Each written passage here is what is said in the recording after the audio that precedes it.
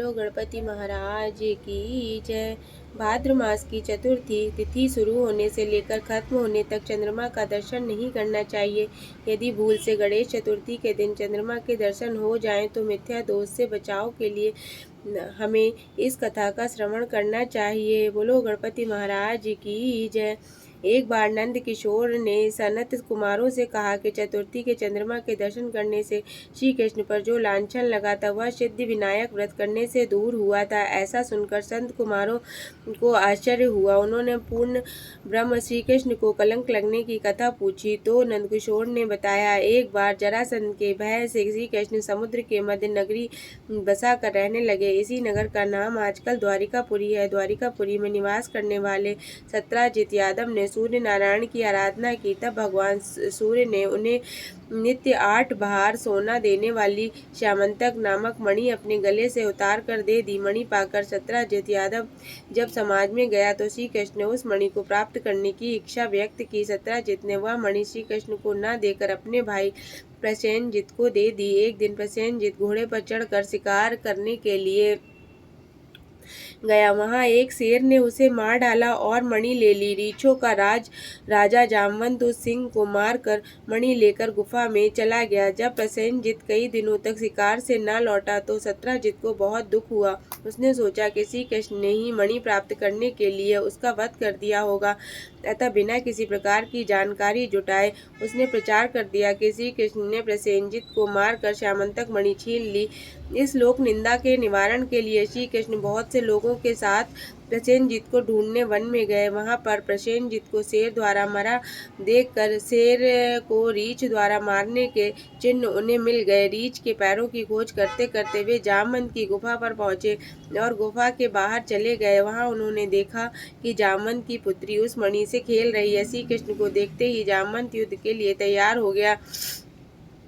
युद्ध छिड़ गया। गुफा के बाहर श्री कृष्ण के साथियों ने उसकी 7 दिन तक प्रतीक्षा की। फिर वे लोग उनके वध को जानकर पश्चाताप करते हुए द्वारिकापुरी लौट गए। इधर 21 दिन तक लगातार युद्ध करने पर भी जब जामवंत श्री कृष्ण को पराजित न कर सका तब उसने सोचा कि यह वह अवतार तो नहीं जिनके लिए मुझे रामचंद्र जी का वरदान मिला था। यह पुष्टि होने पर उसने अपनी कन्या का विवाह श्री कृष्ण के साथ कर दिया और मणि दहेज में दे दी। श्री कृष्ण जब मणि लेकर वापस में आए तो सत्राजित अपने किए हुए पर बहुत लज्जित हुआ। इस लज्जा से मुक्त होने के लिए उसने भी अपनी पुत्री का विवाह श्री कृष्ण के साथ कर दिया। कुछ समय के बाद श्री कृष्ण किसी काम से इंद्रप्रस्थ चले गए। अब अक्रूर तथा ऋतुवर्मा की राय से सतगंधा यादव ने सत्राजित को मारकर मणि अपने कब्जे में ले ली। सत्राजित की मौत का समाचार जब श्री कृष्ण को मिला तो वे तत्काल द्वारिका पहुंचे। ये सतधन्वा को मारकर मणि छीनने को तैयार हो गए। इस कार्य में सहायता के लिए बलराम भी तैयार थे। यह जानकर सतधन्वा ने मणि अक्रूर को दे दी और वह स्वयं भाग निकला। श्री कृष्ण ने उसका पीछा करके उसे मार तो डाला पर मणि उन्हें नहीं मिल पाई। बलराम जी भी वहां पहुंचे। श्री कृष्ण ने उन्हें बताया कि मणि उनके पास नहीं है। बलराम जी को विश्वास न हुआ। वे अप्रसन्न होकर विदर्भ चले गए। श्री कृष्ण के द्वारिका लौटने पर लोगों ने उनका भारी अपमान किया। तत्काल यह समाचार फैल गया कि श्यामंतिक मणि के लोभ में श्री कृष्ण ने अपने भाई को भी त्याग दिया। श्री कृष्ण का कारण प्राप्त अपमान के शोक में डूबे थे कि सहसा वहां नारद जी आ गए। उन्होंने श्री कृष्ण जी को बताया कि आपने भाद्रपद शुक्ल चतुर्थी के चंद्रमा का दर्शन किया था, इसी कारण आपको इस तरह लांछित होना पड़ा। श्री कृष्ण ने पूछा, चौथ के चंद्रमा को ऐसा क्या हो गया जिसके कारण उसके दर्शन मात्र से मनुष्य कलंकित हो जाता है। तब नारद जी बोले, एक बार ब्रह्मा जी ने चतुर्थी के दिन गणेश जी का व्रत किया था। गणेश जी ने प्रकट होकर वर मांगने को कहा तो उन्होंने मांगा कि मुझे सृष्टि की रचना करने का मोह न हो।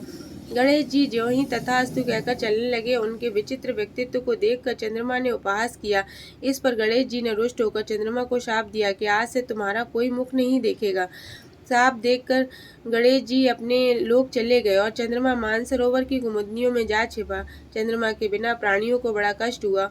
उनके कष्ट को देखकर ब्रह्मा जी की आज्ञा से सारे देवताओं के व्रत से प्रसन्न होकर गणेश जी ने वरदान दिया कि अब चंद्रमा श्राप से मुक्त तो हो जाएगा, पर भाद्रपद शुक्ल चतुर्थी को जो भी चंद्रमा के दर्शन करेगा उसे चोरी आदि का झूठा लांछन लगेगा, किंतु जो मनुष्य प्रत्येक द्वितीया को दर्शन करता रहेगा वह इस लांछन से बच जाएगा। इस चतुर्थी को सिद्धि विनायक व्रत करने से सारे कष्ट दोष छूट जाएंगे।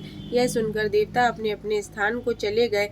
इस प्रकार भाद्रपद शुक्ल चतुर्थी को चंद्रमा का दर्शन करने से आपको यह कलंक लगा। अब तब श्री कृष्ण ने कलंक से मुक्त होने के लिए यह व्रत किया था। कुरुक्षेत्र में युद्ध में युधिष्ठिर ने भगवान श्री कृष्ण से पूछा, भगवान, मनुष्य की मनोकामना सिद्धि का कौन सा उपाय है? किस प्रकार मनुष्य धन, पुत्र, सौभाग्य तथा विजय प्राप्त कर सकता है? तब श्री कृष्ण जी ने उत्तर दिया, यदि तुम पार्वती पुत्र श्री गणेश का विधि पूर्वक पूजन करो तो निश्चय ही तुम्हें सब प्रकार का सुख प्राप्त होगा। तब श्री कृष्ण की आज्ञा से युधिष्ठिर ने भी इस गणेश चतुर्थी का व्रत किया था। बोलो गणेश जी भगवान की जय। बोलो गणपति महाराज की जय। बोलो सिद्धि विनायक की जय। बोलो गणराज की जय।